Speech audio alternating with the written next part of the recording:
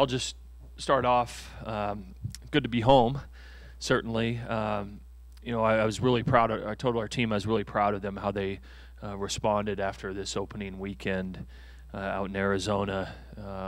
Sperling went out there. His command wasn't great, but I was really proud of him that he buckled down and made big pitches with runners on. Certainly it's not how you draw it up to walk that many guys and hit batter. I think in total in the game, I think we maybe had 6 walks and 1 hit by pitch, and that's not what you want to do. It's an area that he can get better in, we can get better in as a group, but I was proud of him that he buckled down and made some big pitches, and certainly we were opportunistic in those 2 innings and put up 4 runs in one and 5 runs in the other inning, and good to get home and get the first home victory. So we're excited and looking forward to this weekend.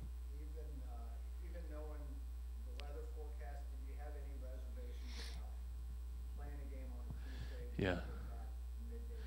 Yeah. I'll tell you, Jeff, I was a little concerned about it. But then after thinking about it, I thought, these players, there's a lot of nights that they don't get much sleep, unfortunately. And so they're used to it. I was more concerned about our coaches, flying through the night and taking a red eye to us sets us back a little bit, right?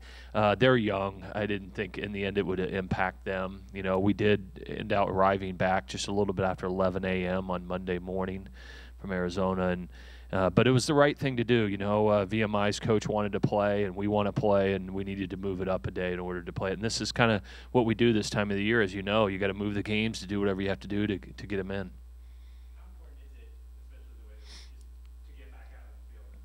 Yeah, it was really important. I've told our team the last few days that we just got to go out and play baseball. We got a lot of guys that don't have a lot of experience on the mound, right? And we got some first-year kids in some roles. You got Simmons that hadn't played in a year and things like that. We got to go out and play. We got to go out and learn how to win and go out there and compete. And the more we can get out there, I think the better and better that we'll get, and the more innings we can get those guys on the mound, we'll continue to improve. So certainly, this weekend we were disappointed to come home without a win, right? But certainly, I told the team that, the reason that I chose to put them in that kind of tournament was, these are the kind of teams that you play at the end of the year to try to get to Omaha, and they're the teams that you play when you get to Omaha. And so right off the bat, for them to see what that looks like.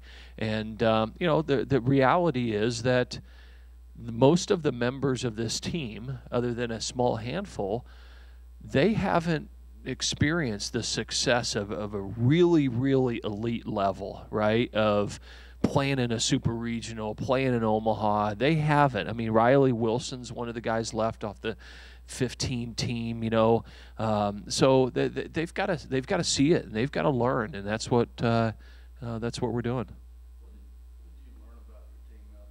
Well, I thought I learned that they were resilient. Certainly we fell behind right away in the Vanderbilt game, and we just kept charging back. Unfortunately, we just couldn't hold them down. I think, they've got one of the best offensive clubs in the country, and we just couldn't stop them in the back half of the game. And but we kept fighting and kept playing the game hard. And even in the game against TCU, we fell down, and then we climbed back in it, and then we fell down, and we were just too far away. And then even after the first 2 losses, we came back and we were in a position to win the game. So there's a lot of fight in our guys. They got a lot of pride. There's a lot of energy. If you sit close to our dugout, you can tell that our guys are they're really into it, and they're into it for each other, and they want to play good baseball. So I think that they'll continue to play hard and fight for each other. So. What was the trip like for the coaching staff? Can you fall asleep on that, or are you playing that game? Yeah. I didn't fall asleep. I didn't fall asleep until about 1 o'clock the next afternoon. I took about a 2-hour nap in my office. I mean, number one, I personally don't sleep that well on flights, but number two, you're thinking about that game, and you're in a position to win it, and we didn't do it, and so, you take that pretty hard, and but we learn and we move on. Just when you had opportunities in the first part of the game on Sunday to kind of, we talk a lot about stretching the lead, and kind of putting somebody away when you get a chance to, and we had opportunities to do that on Sunday. We didn't do it, and then certainly have the right guy that you believe in 100% on the mound at the end of the game, and it just didn't work out, and so more disappointment, and and also too, you've already had 3 games in your belt, trying to figure out, all right, now that we played 3 games, what are the things that we need to tweak, and what are the things that need to be addressed with the players to get better, and so those are the things that you continue to try to learn. Yeah. Yeah.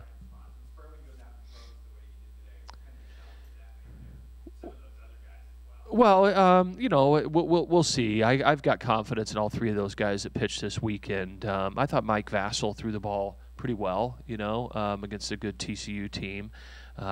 Griff McGarry, I know, was capable of better. The stuff was excellent. I mean, it was 90 to 95 miles an hour. It's just, the more he gets out there, the more consistent he's going to be. And I thought Noah Murdoch was great on Sunday. So, competition is good. And I know Evan Sperling will continue to go out there and challenge us to make the best decisions, for our team.